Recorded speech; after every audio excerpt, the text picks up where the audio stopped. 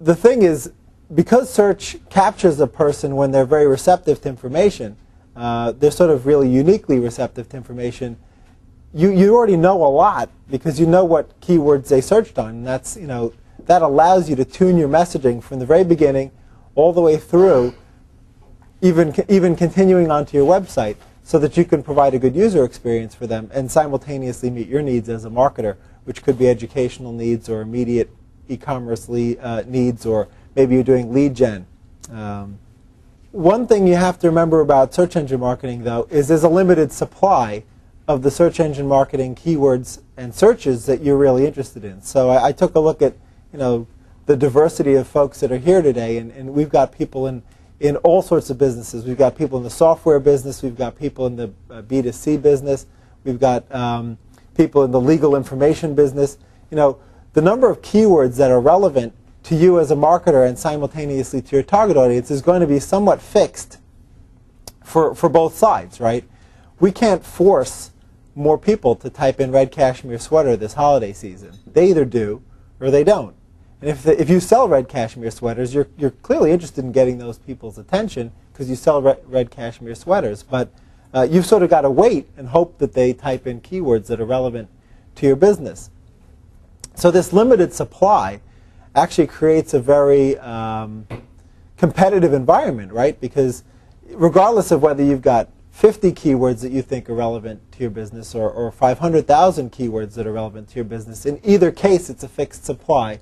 And you and your competitors probably have a lot of the same keywords in mind because you compete with the same products or services. That limited supply really has everybody fighting over those top positions because that's really, if you think about your own experiences, that's where you concentrate most of your energies when you look at a search result. And I've got a slide in here shortly that really illustrates that. When you think about the mental process that people go through when they're searching, they go through the multi-stage process. The first thing is, what do I search on to answer the question or solve the problem that I have?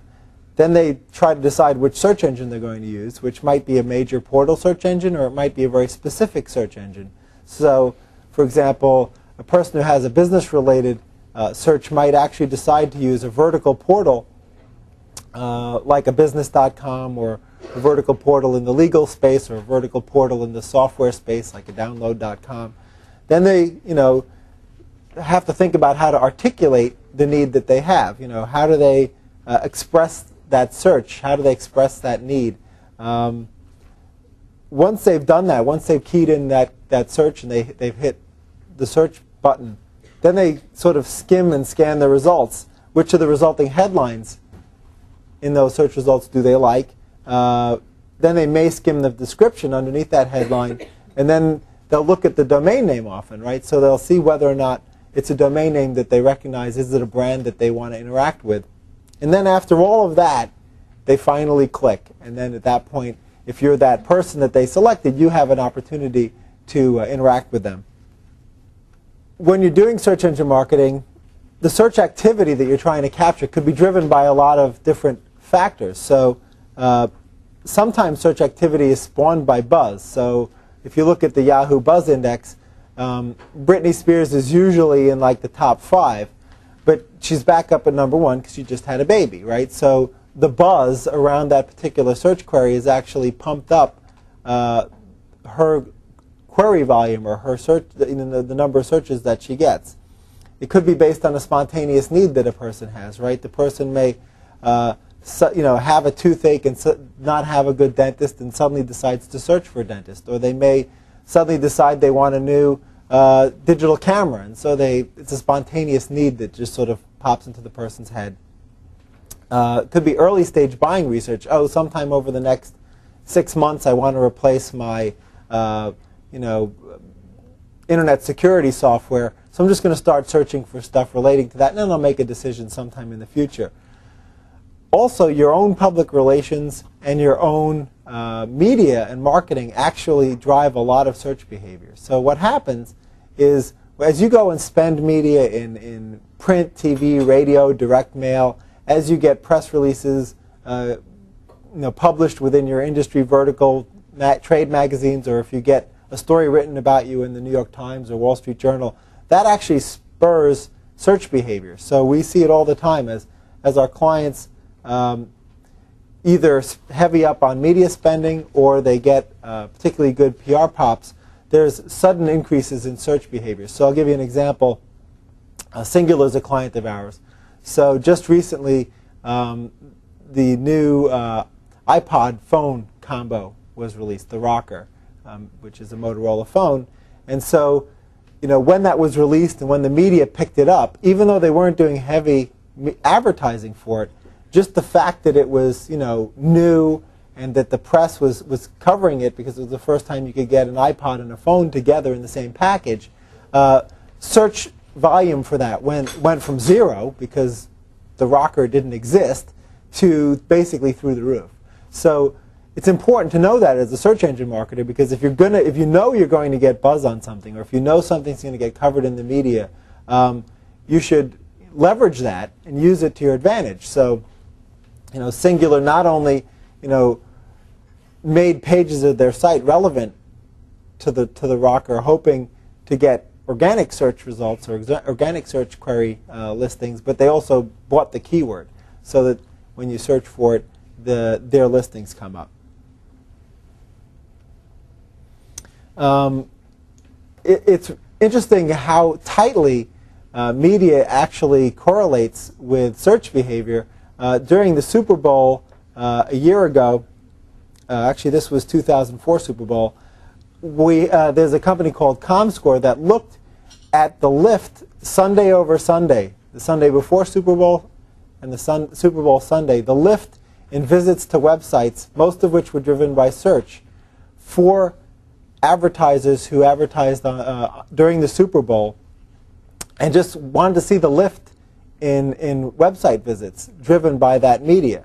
So that actually coincided back in 2004 with right about the time that Cialis launched. So clearly, for the people watching that ad, erectile dysfunction was of interest to them, and they swarmed to the Cialis website. So they saw an 18 times lift in website traffic, much of it driven by search behavior, just based on having done those TV ads. So they clearly stimulated some curiosity, which resulted in an almost immediate search behavior.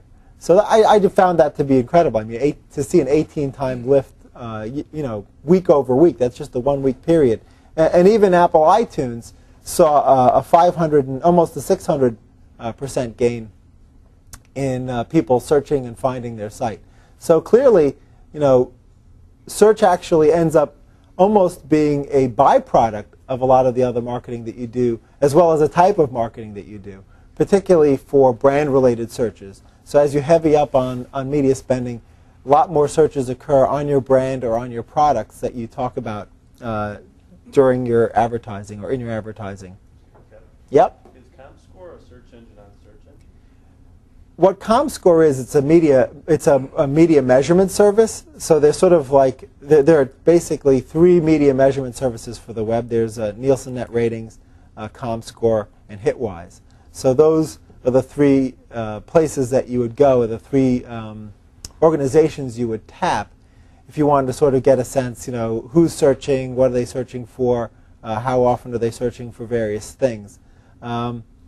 They basically have a panel of about 1.5 million people who install a little piece of software on their PC, and then they watch those 1.5 million who are supposed to be representative of the entire audience. So they try to get the right number of Hispanics and the right age groups and the right demographics in that 1.5 million people, so that they can use that to predictively model against the entire internet universe.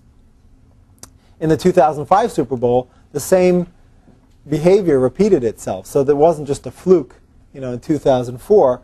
We didn't see, 1,000% plus lift in visits to websites and searches based on those ads, but we still saw, anywhere from almost 100% to close to 600% lift.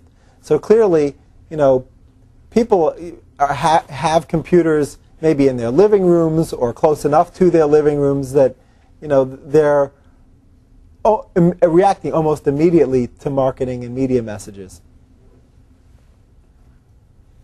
PR, there were some studies that were done about PR to see exactly how strong that was. So other than the sort of anecdotal story that I told you about, Singular and the Rocker, an even more powerful instance of that was when Oprah gave away those Pontiacs on her show.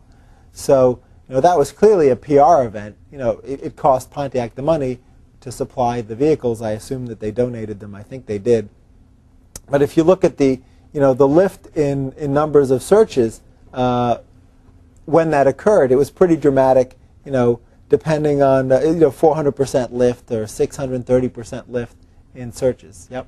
Even negative PR, because in that instance there was the big thing afterwards that people who won the cars. The tax thing, right? Pay tax on that. Yep. Even negative PR drives that up. Oh, sure. Negative PR can be huge. As a matter of fact, speaking of the Super Bowl, I know a search engine marketer, and I won't name them because it's sort of embarrassing, but they were in the online music business, and they weren't watching their campaign very carefully, and their Janet Jackson keyword during the 2004 Super Bowl basically went from spending like $300 a day to spending $20,000 with 0 orders, because the people who were searching for Janet Jackson that time were they were more interested in a wardrobe malfunction than buying the music. So the negative PR and positive PR both drive search behavior, and clearly when there are tragedies and disasters and stuff, that drives search behavior too. With both Katrina and the tsunami having been heavily searched upon. Michael Jackson occasionally makes it into the top search queries, and most of that is negative PR.